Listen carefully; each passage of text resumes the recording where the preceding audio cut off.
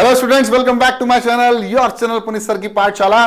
और आज हम बात करने वाले हैं क्लास 10th का चैप्टर नंबर 1 और हमने शुरू कर दी थी एक्सरसाइज 1.1 नई एनसीईआरटी किताबों के अनुसार। तो बिना देरी किए इस लेक्चर को शुरू करते हैं। तो लेके आ गया हूं मेरे प्यारे बच्चों आज लेक्चर नंबर 5। और लेक्चर नंबर 5 के पहले 4, 3, 2, 1 नहीं देखा हो तो कृपया करके लिंक इन द डिस्क्रिप्शन, पूरी की पूरी प्लेलिस्ट की लिंक डिस्क्रिप्शन में है, जाके वो चेकआउट करके आओ, बड़ा मजा आएगा। लास्ट में मैंने क्या कहा था, आपको एक होमवर्क दिया था। तो आज का हमारा मेन गोल उद्देश्य ये होगा कि हम एक होमवर्क क्वेश्चन निपटा लें। और मैंने प्रॉमिस किया था कि अगर आप कमेंट कर दोगे तो मैं लेके आ जाऊंगा डिविजिबिलिटी। किस किस की? Divisibility of 7, divisibility of 11, divisibility of 13, divisibility of 17 और डिविजिबिलिटी ऑफ 19। शुरू करें? शुरू करते। तो पहले होमवर्क के साथ शुरुआत करेंगे। होमवर्क कुछ इस तरह का था, मैंने कहा था ये आखिरी वाला क्वेश्चन आपको करना है। क्वेश्चन था क्या? क्वेश्चन था find the LCM and HCF. तो एलसीएम और एचसीएफ निकालने का प्राइम फैक्टराइजेशन से बहुत अच्छा तरीका था। फिर LCM into HCF is equal to product of two numbers कर दोगे तो बहुत इजी हो जाएगा। फर्स्ट लेक्चर के लास्ट में मैंने बताया था। ठीक है, चलो देखते हैं। तो मैंने यहां बताया था कंटिन्यूअस लॉन्ग डिवीजन मेथड, इसमें हमने कंटिन्यूअस डिवाइड करके एचसीएफ निकाला था। तो हमको यही दोनों चीजें निकालनी है।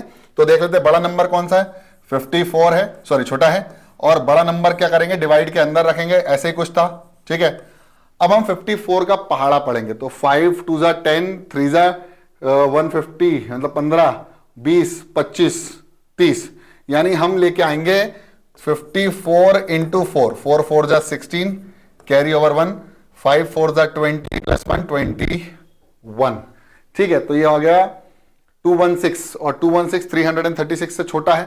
तो हम लेके आ जाएंगे 55 और 54 से हम मल्टीप्लाई करेंगे 5। तो 5 4 जा 20 और ये जाएगा 5 5 जा 25 प्लस 2, तो 25 प्लस 2 270।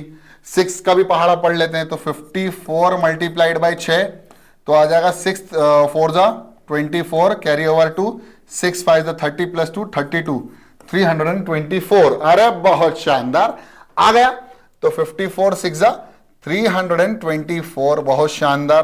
कर दो माइनस, ये आ जाएगा 1, ये आ जाएगा 2। अब जो रिमाइंडर बचता था बच्चों वो बन जाता था डिवाइजर, और जिससे डिवाइड किया था यानी जो डिवाइजर था वो बन जाएगा अब हमारा डिविडेंड। तो ये जाएगा 54। अब 12 का पहाड़ा पढ़ देंगे। 12 कम 12, 12 पंजे 60, तो 60 से बड़ा हो गया। तो 12 चौक 48, 4 जा तो आ जाएगा 48। बढ़िया, माइनस 14 में से 8 जाएगा तो कितना बचेगा बच्चों? 14 में से 8 जाएगा तो बचेगा 6 और ये हो जाएगा 0। और यहां से फिर से ये जो रिमाइंडर आया है वो अब फिर से क्या बन जाएगा? डिवाइजर। और जो डिवाइजर था वो क्या बन जाएगा? हमारा डिविडेंड। और 6 2 जा 12। और जहां पर जैसे ही मेरे प्यारे बच्चों जैसे ही रिमाइंडर 0 आ जाए तो आपको चेक करना है किससे डिवाइड किया था। हमने डिवाइड किया था 6 से। तो बच्चों हमारा आंसर होगा HCF is equal to 6। HCF is equal to 6। Prime factorisation method भी बताया था मैंने कि हमको क्या प्राइम फैक्टराइजेशन मेथड से कैसे करना था। 3 3 6 कर लो और अलग से 54 कर लो। अब इसके प्राइम फैक्टर्स निकाल लो। 2 1 जा 2, 2 6 जा 12, 2 8 जा 16। ठीक है, फिर आ जाएगा 2 9 जा नहीं सॉरी 2 8 जा 16 और ये हो जाएगा 2 4 जा 8। फिर आ जाएगा 2 4 जा 8, 2 2 जा 4, 2 2 जा 4, 2 1 जा 2, 3 7 जा 21, 7 1 जा 7। बहुत शानदार। ठीक है, 2 2 जा 4, 2 7 जा 14। ठीक है, फिर आ जाएगा 3 9 जा 27, 3 3 जा 9, 3 1 जा 3। अब हमको कॉमन पावर्स देखनी है जो सबसे छोटी पावर्स होंगी। तो एक तो 2 की सबसे छोटी पावर 1 कॉमन है, यानी 2 की पावर 1 आ गया मल्टीप्लाइड। इसमें 2 और कॉमन नहीं है, मतलब 2 की पावर 1 ही कॉमन है और 3 की पावर 1 कॉमन है। तो ये आ गया 3 की पावर 1 कॉमन, 2 3 जा 6। तो हमारा HCF कितना आ जाएगा? इसी को बोलते हैं मेरे प्यारे बच्चों प्राइम फैक्टराइजेशन मेथड। लो रहा आपके सामने। अब हमें कुछ नहीं करना है, हमें एक फॉर्मूला लेना है LCM into HCF। LCM into HCF is equal to product of two numbers. क्या बोलते हैं? Product of two numbers. बस कुछ नहीं करो, HCF निकाला है 6, 6 multiplied by LCM of both the numbers are 54 and 336, 336 multiplied by 54। तो अब आपके सामने आपको आंसर मिलेगा LCM is equal to 336 multiplied by 54 divided by 6, 6 1 6, 6 9 54, answer आएगा 336 multiplied bye 9, 9 6 54, carry over 5, 9 3 27 plus 5 32, carry over 3, 9 3 27 और 27 और 3 कितना हो जाएगा 30। तो मेरे प्यारे बच्चों इन दोनों का LCM जो आ जाएगा वो कितना आ जाएगा 3024, और हमने वेरीफाई करके ही देखा है, मतलब हमने वेरिफिकेशन से निकाला है LCM into HCF is equal to product of two numbers. तो आई होप आपको होमवर्क में कोई प्रॉब्लम नहीं हुई होगी। अब हम बात करते हैं हमारे मेन टॉपिक की। आज के मेन टॉपिक क्या है भैया? आज है डिविजिबिलिटी ऑफ 7, 11, 13, 15 नहीं सर 15 नहीं 17 और 19। ठीक है, तो देखो डिविजिबिलिटी कैसे चेक करते हैं और ये क्यों जरूरत पड़ी। अभी हम लोगों ने जब लॉन्ग डिवाइड किया था ना, तो हमको ये समझ में नहीं आ रहा था, एक लास्ट वाला क्वेश्चन आपको समझ में नहीं आया था कि भाई ये दोनों प्राइम नंबर हैं, उसमें 19 से भी डिविजिबल हो रहा था, 17 से भी डिविजिबल हो रहा था और 23 से भी डिविजिबल हो रहा था। लेकिन अब तुम 13 तक ही हार गए, अरे तुम तो 10 तक ही हार गए, अरे तुम तो 12 तक ही हार गए। तो अब क्या करें, हार नहीं मानना है, तो सबसे बेसिक शुरुआत करेंगे और 7 को याद रखेंगे। 7 की डिविजिबिलिटी क्या होती है? मान लीजिए कोई एक नंबर है, सपोज हमारे पास एक नंबर है 343। ठीक है, अब अगर हमें 7 की डिविजिबिलिटी इससे चेक करनी है, तो या तो पहला काम ये कर सकते हो कि इसको डिवाइड करके चेक कर लो, तो डिवाइड करके चेक कर लेंगे। लेकिन अगर डिवाइड करके चेक नहीं करना है, नंबर बड़ा है, तो कुछ मत करो, पहला नंबर उठाओ यानी यूनिट डिजिट उठाओ और इसका कर दो 2 गुना यानी 2 से मल्टीप्लाई।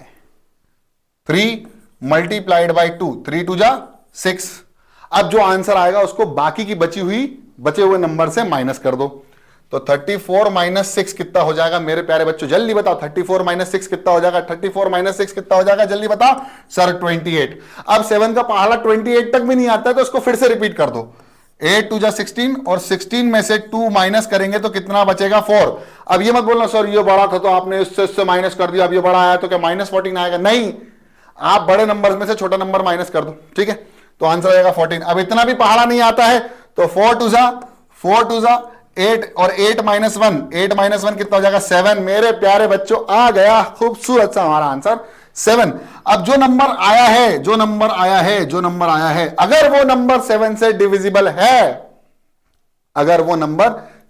डिविजिबल है, तो whole number will be divisible by 7। तो इसको किताबों में कुछ इस तरह से लिखा हुआ है कि the unit digit of a number is multiplied by 2 and subtracted, the result is subtracted by the truncate digit.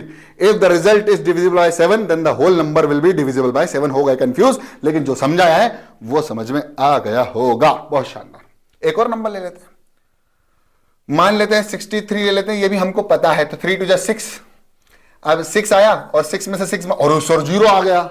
अब क्या करें? तो ध्यान रखना, अगर हम 0 को डिवाइड करेंगे 7 से तो 0 डिविजिबल है। इसका मतलब 0 आए या 7 से डिविजिबल नंबर आए या 7 खुद आ जाए, ऐसा नंबर हो या तो 0 हो या तो 7 से डिविजिबल कोई नंबर हो। तो डेफिनेशन क्लियर हो गई और बेहतर हो गई।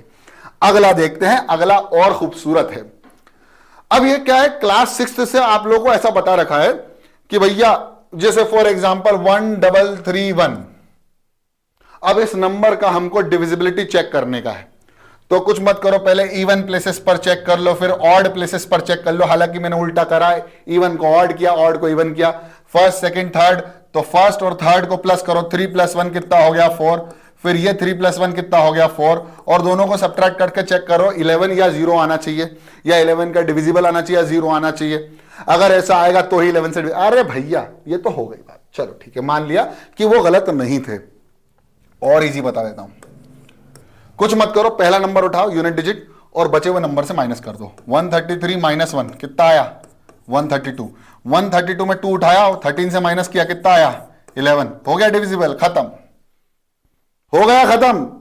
भाई देखो सॉल्यूशन तो बहुत जगह है, लेकिन आसान सॉल्यूशन पुनीत सर की पाठशाला में ही आपको मिलेगा। लाइव क्लासेस आने वाली है 1 अप्रैल से, जिसको ज्वाइन करना है कम्युनिटी पे मैं पोस्ट करने वाला हूं। अगर कम्युनिटी पे मेरा नंबर नहीं मिला है आपको तो ईमेल आईडी चेक कर सकते हैं, नहीं तो आपके लिए मैं डिस्क्रिप्शन पे एक नंबर छोड़ दूंगा, उस पर कांटेक्ट कर लेना, ज्वाइन करना हो। नहीं तो यहां फ्री में अपन पढ़ाएंगे बाबा, चिंता मत करो, यहां भी वैसे ही कोर्स चलाएंगे, है ना।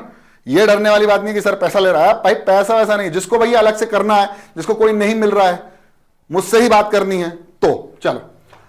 तो आगे समझ में। अब मान लो 143 सर 143, अब बताओ क्या करूं। भैया कुछ मत करो, बचे हुए नंबर से माइनस कर दो। 14 माइनस 3 कितना आ गया 11, हो गया खत्म। हाँ 1 5 7 से 3 2, अब बताओ सर 2 से माइनस किया तो कितना आया 1 7 5 1, माइनस किया तो कितना आया 1 5 6, माइनस किया तो कितना आया 0 9। नहीं है, ये 11 से डिविजिबल नहीं है। कितना इजी हो गया ना, समझ में आ गया डिविजिबिलिटी। तो ये किताबों में कुछ इस तरह से लिखा जाता है कि the unit place is subtracted from the truncate digit if the result is divisible by 11 और is 0, then the whole number will be divisible by 11।